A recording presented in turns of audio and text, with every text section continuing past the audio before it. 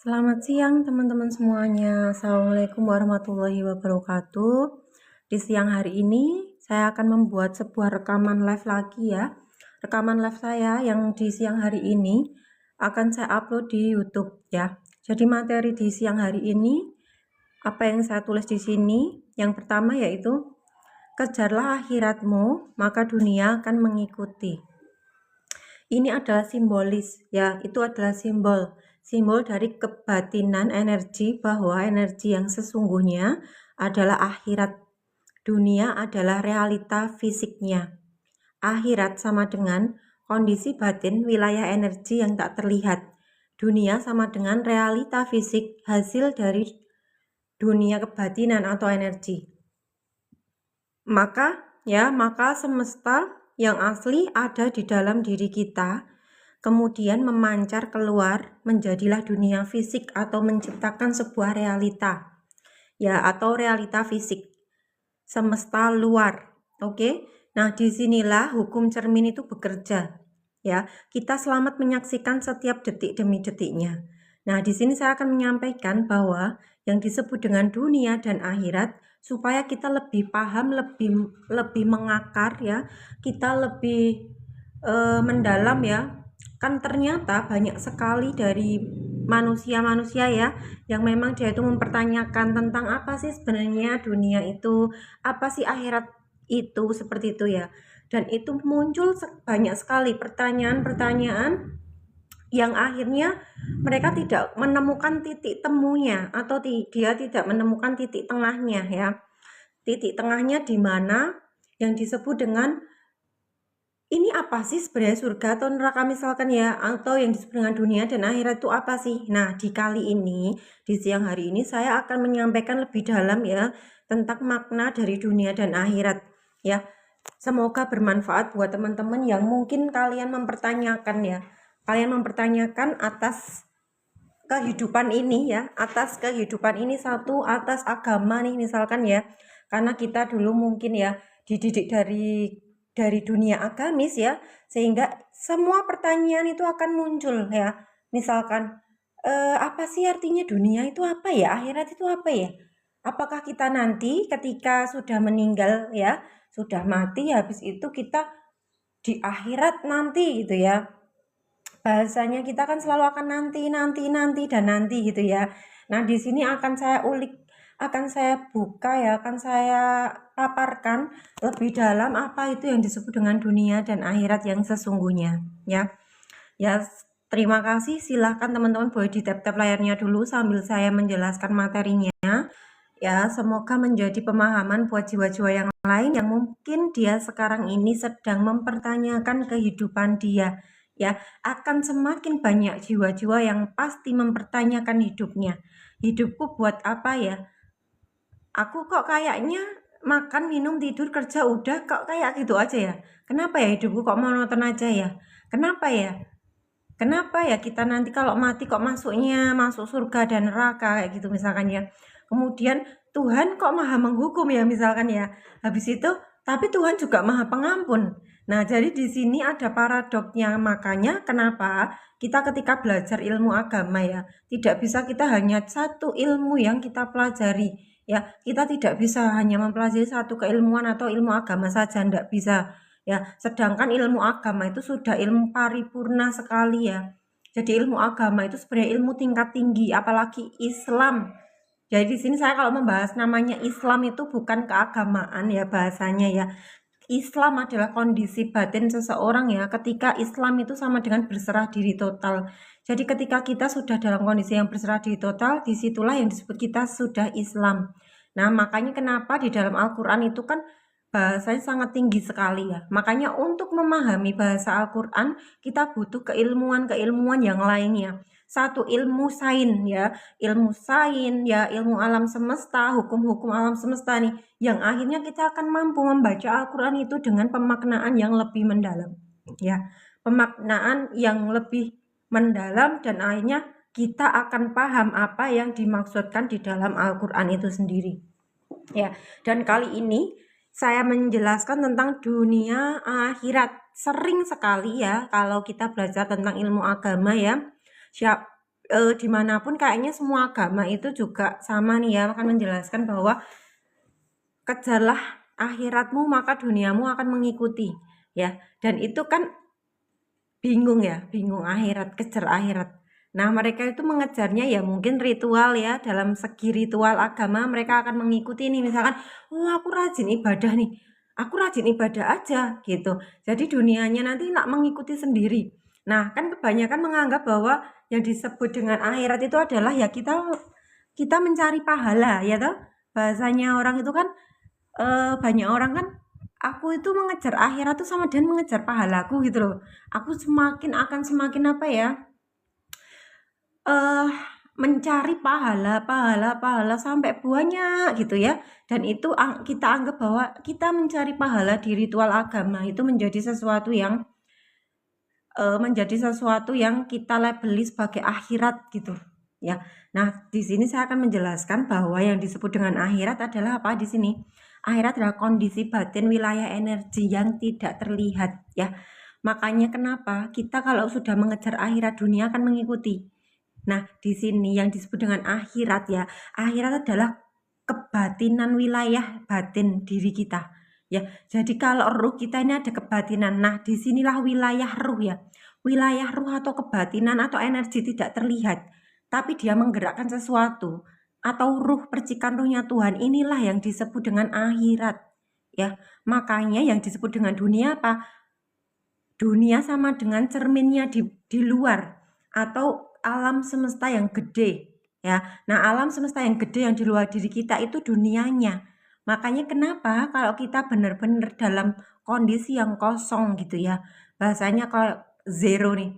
Bahasanya energi kita itu udah zero, udah kosong, udah Islam atau berserah diri total gitu ya bahasanya ya. Kita tidak mengendalikan sesuatunya nih. Nah, energi kita itu energi yang kosong tapi full. Nah, makanya kenapa akhirat atau kebatinannya kita itu full energi. Waalaikumsalam Bunda Lilis. Ya, akhirat kita itu full energi. Ya, jadi kekosongan ini energi gede dari wilayah akhirat kita. Ya toh. Nah, habis dari wilayah akhirat kita udah kosong, makanya dunia mengikuti karena batin wilayah kita, energi kebatinan kita ya yang ada di dalam diri ini yaitu akan memancar keluar menjadi realita fisik ya. Makanya yang disebut dengan realita fisik itu adalah dunianya. Ya, dunia akan mengikuti karena cermin batin kita ini adalah sumber dari alam semesta itu sendiri ya. Jadi kebatinan wilayah ruhnya kita itu adalah sumber atau pusat dari keajaiban itu sendiri.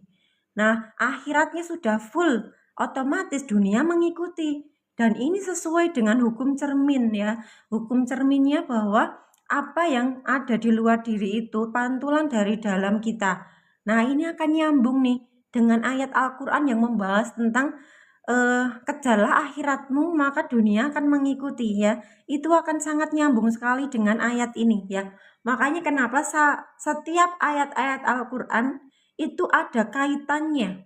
Nah, makanya kenapa ketika kita membaca Al-Quran harus dengan kesadaran. Karena ketika kita dengan kesadaran, maka kita akan diberikan pemahaman oleh Allah ya. Oleh Tuhan kita yang sudah ada dalam batin ini akan menuntun kita. Suaranya Tuhan akan mulai terdengar nih. Dan otomatis apa? Karena kita membaca Al-Quran dengan kesadaran, maka kita akan paham yang dimaksudkan di dalam Al-Quran itu seperti apa.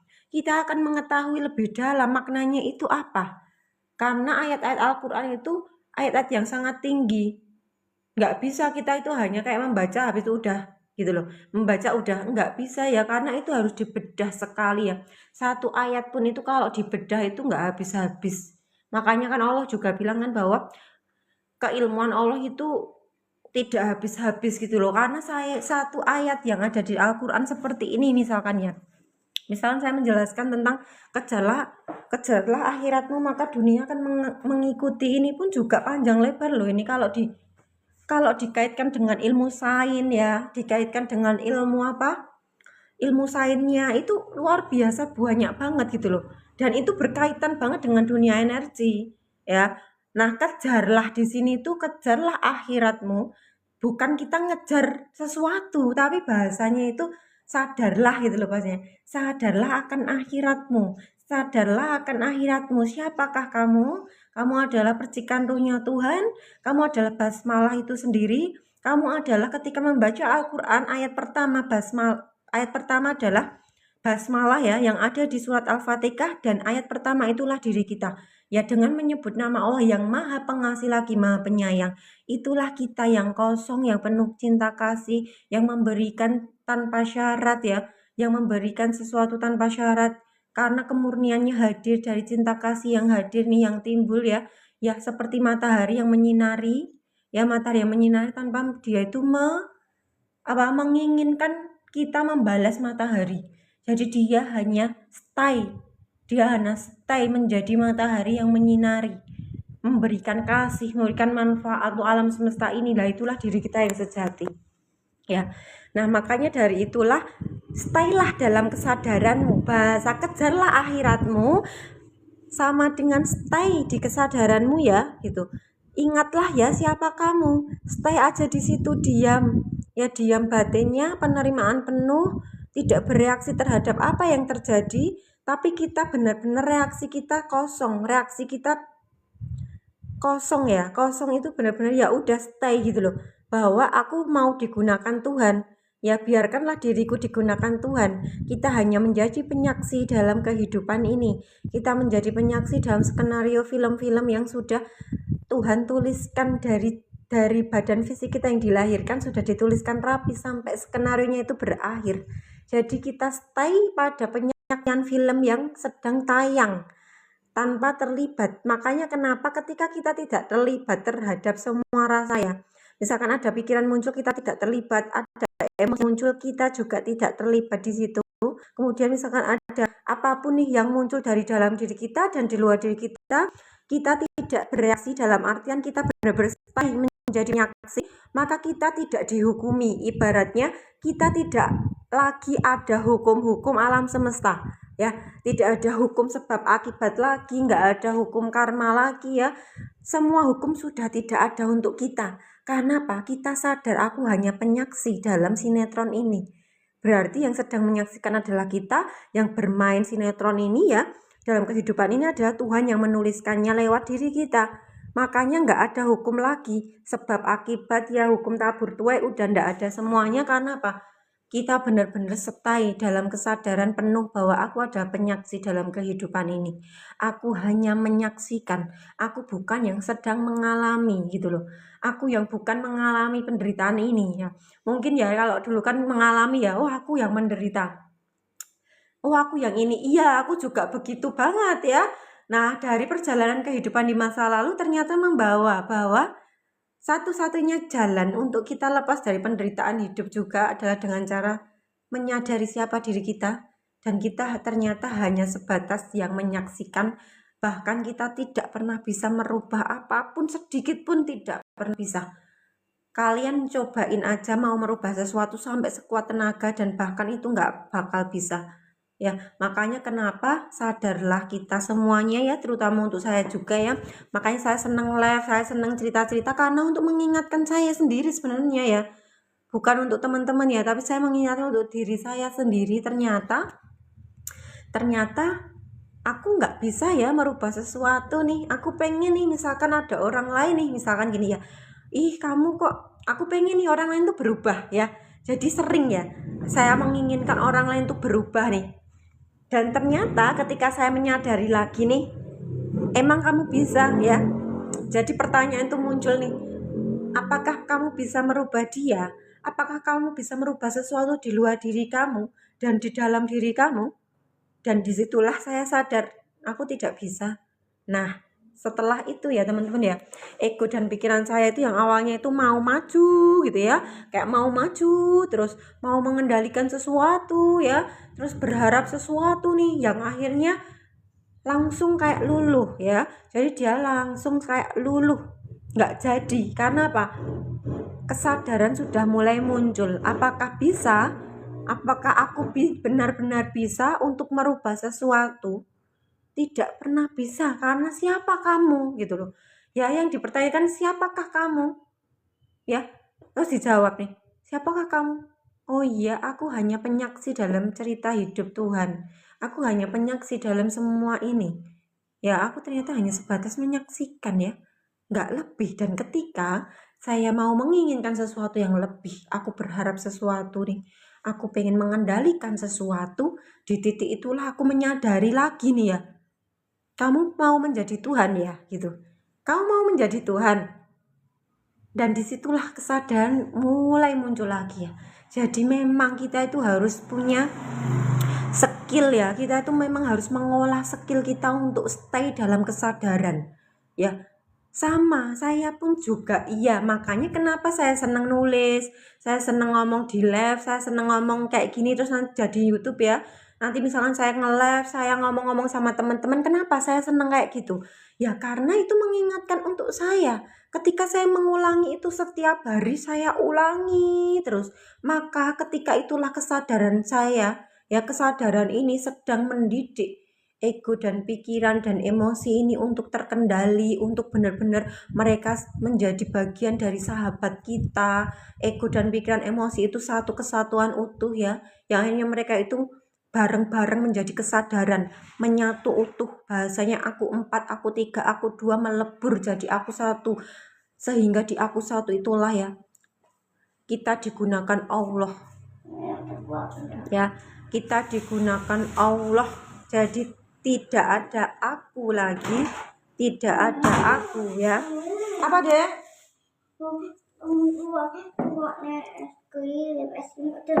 Tak beliin ya. Kamu 1 apa 2? 2 ya. Mbak ini 1. Oke, 3 ya, 4 ya. Mbak ini 1. Ya siap. Aku 2. Ya, sana senang di kamar dulu. Cepat. Ya begitu ya teman-teman ya, kira-kira semoga bermanfaat. Semoga bermanfaat yang saya sampaikan di siang hari ini. Ya semoga ada manfaatnya buat kalian semuanya. Ya buat aku terutama nih ya. Ya buat aku sendiri ya. Buat saya sendiri ada manfaatnya. Ya sekiranya seperti itulah ya. Sekiranya seperti itulah, makanya saya seneng ngomongan. Kenapa saya seneng omong-omong? Ya karena itu cara saya untuk mendidik atau kesadaran ini yang sedang mendidik pikiran, ego, dan emosi untuk melebur ya. Bahasanya melebur yang dari aku 4, melebur aku 3, melebur aku 2, kemudian aku 1, habis itu udah melebur menjadi 1, yaitu hidup. Hidup tapi apa? Tuhan yang itulah. Saya pun juga setiap hari ya latihan terus, gagal yo enggak apa-apa, kita tidak apa, kita hanya sedang mengalami pelajaran jiwa dengan berbagai warnanya ya. Gini, nanti saya ini ya, saya upload di YouTube ya teman-teman tentang dunia dan akhirat ini. Ini sudah berapa menit nih? Sudah 17 menit. 17 menit karena saya mau apa namanya? Beliin anak saya es krim ya. Jadi ini dulu aja ya materi siang hari ini ya. Nanti saya upload di YouTube ya teman-teman, silahkan nanti bergabung di YouTube saja. Nanti saya akan uploadin materi dunia akhirat ini di YouTube ya. Terima kasih ya atas waktunya yang sudah bergabung di sini. Sehat selalu, bahagia sejahtera, menerima dualitas kehidupan, bahwa kita sadari kita adalah percikan ruhnya Tuhan yang hanya menjadi penyaksi, tidak lebih dari itu, hanya menyaksikan semua film-film Tuhan atau skenarionya Tuhan sedang berjalan dalam kehidupan kita. Ya, kita berlatih setiap hari, stay dalam kesadaran ya, maka suara Tuhan akan mampu kita dengar ya, karena satu-satunya cara untuk mendengarkan suara Tuhan dengan cara diam, tidak bereaksi, maka kita akan mampu mendengarkan suara Tuhan ya. Terima kasih banyak atas waktunya. Cukup sekian dari saya ya. Assalamualaikum warahmatullahi wabarakatuh.